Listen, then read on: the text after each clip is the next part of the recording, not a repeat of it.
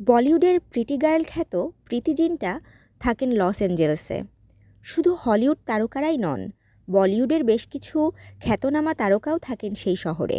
এর মধ্যে যেমন রয়েছে প্রীতি জিন্টা, প্রিয়াঙ্কা চোপড়াও। লেলিহান শিখায় পুড়ে যাচ্ছে একের পর এক বিলাসবহুল বাড়ি।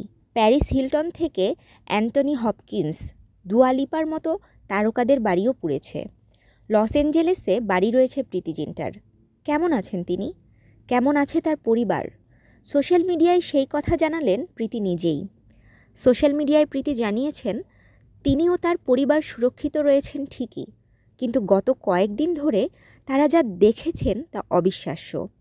প্রীতির কথায়, দুঃস্বপ্নেও ভাবিনি এমন দিন দেখতে হবে লস অ্যাঞ্জেলেসে, যেখানে একের পর এক বাড়ি পুড়েছে। লোককে বাড়ি থেকে বের করে আনতে হচ্ছে। আকাশ ঢেকে গিয়েছে ধূসর কালো ছায়ায়।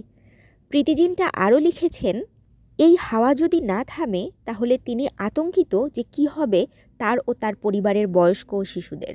হাওয়া যত দিচ্ছে ততই ছড়িয়ে পড়ছে আগুন। লস অ্যাঞ্জেলেসের নাগরিক জেন গুডএনাফকে বিয়ের পর থেকে সেখানেই থাকেন প্রীতি।